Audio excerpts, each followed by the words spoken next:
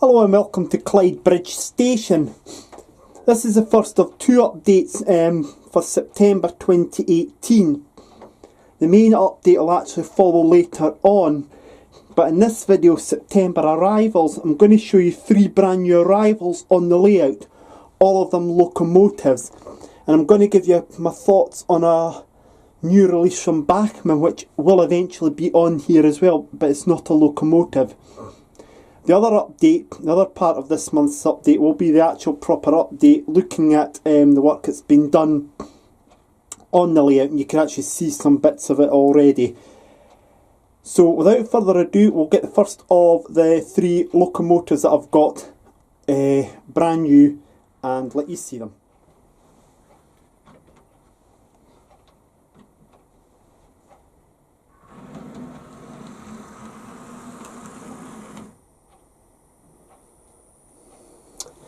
Right, sorry for the rather abrupt stop there. This is the first of the three locomotives, and it's a Class 47 47834 Firefly.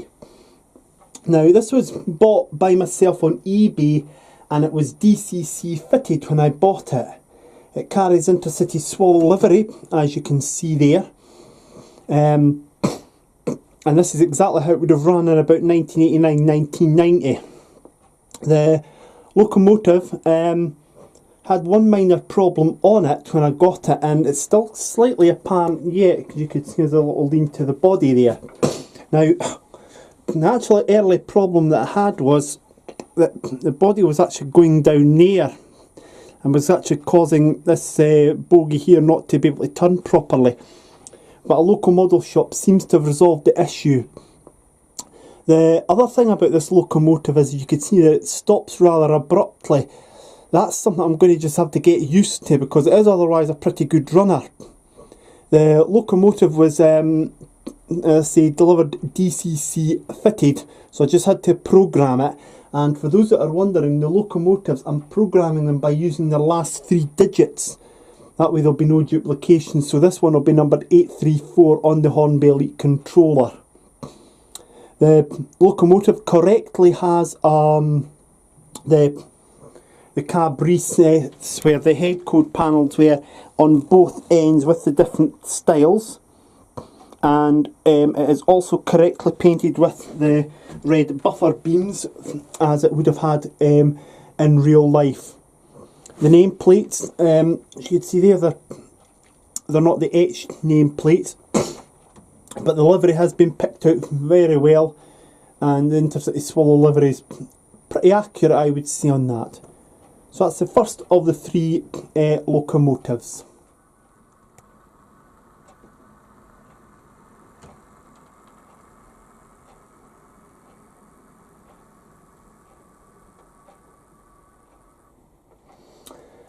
The second locomotive is again a purchase from eBay. Again, it's a Class 47, but it's the third one to carry the British Rail large logo livery, and it's 47535 University of Leicester. Now, this is a locomotive here, and the nameplates you actually might just be able to pick out are the actual etched ones. This locomotive was delivered to me DCC ready, so I had to get run in before the model shop were able to fit a chip onto it. The locomotive correctly has the flush cab end at the number 1 end of the machine, and also at the number 2 end of the machine. The roof on it this time, as you can see, the details been picked out there in dark grey, whereas on locomotives with a dark black roof, that would be picked out in a sort of lighter shade of grey. The cab lights and headlights do work on this. I've just not got them switched on for the purposes of this video. The locomotive in this livery will mainly be used on like some local trains, parcels trains, and possibly the odd intercity train. She also has got some detailing on the front, although I wouldn't normally carry detailing on it on my 47s, but this locomotive does have the detailing on the front. This locomotive was also actually the first locomotive to actually go into platform number 6, which is what it's on right now. And she is also the first locomotive to have actually went into the reversing head shunt since it was ballasted. Its sister 436 has also been in there. But there'll be more about that head shunt in the September update proper. There is one more locomotive, and we'll bring that into here as well.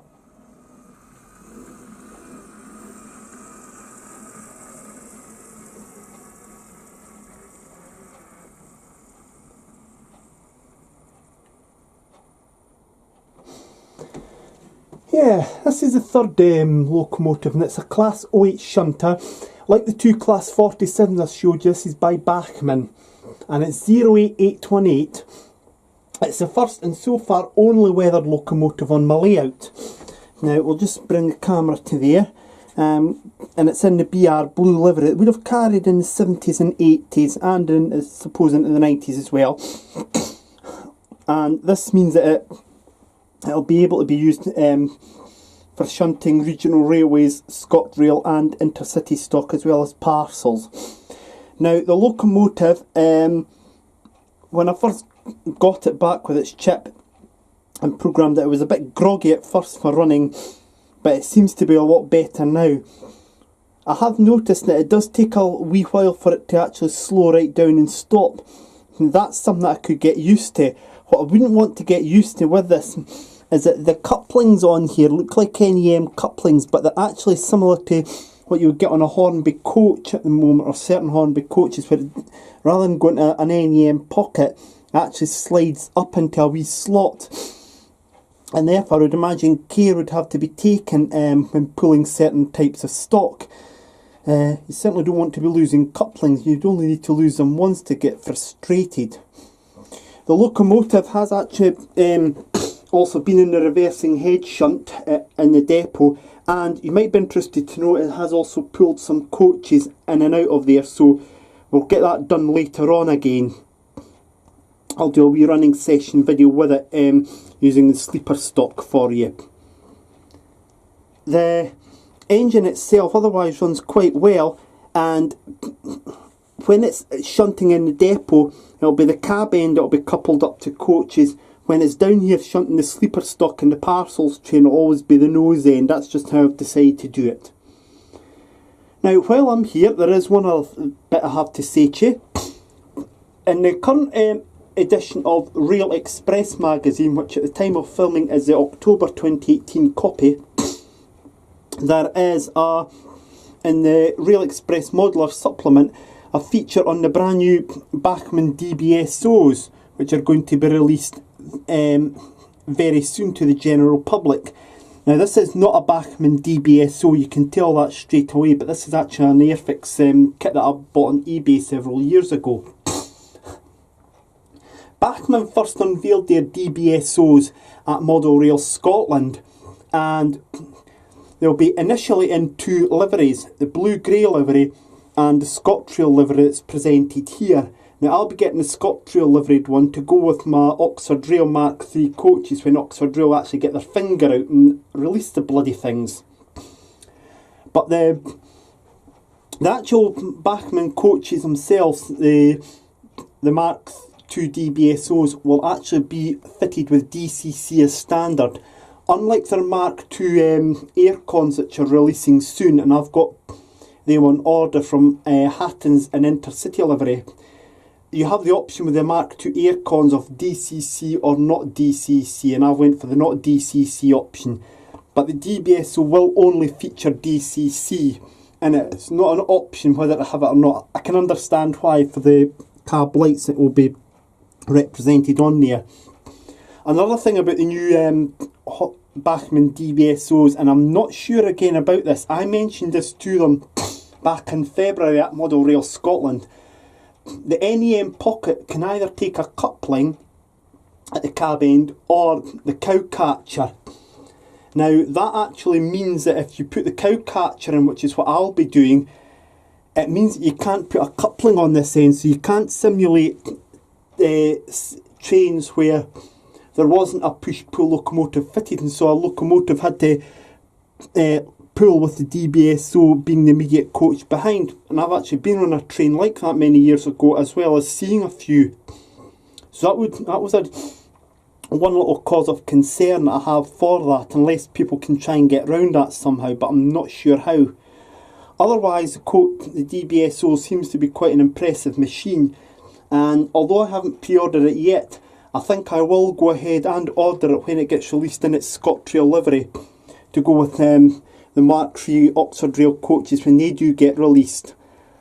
When they all get released, I will obviously give my own review on them. And the same with the Bachmann Mark II F, sorry, which will be coming out. And I'll be ordering, I've got 4 of them on order. 2 BSOs, because one will do for the daytime train, one will do for the nighttime train, and there'll be 2 other daytime coaches as well. So that's what's actually happened in regards to rolling stock on the layout. But I think what I'll do is I'll finish off by taking the shunter and giving you a wee quick running session with the shunter. We'll see how it performs and taking the sleeper train from platform number 5 into platform number 6.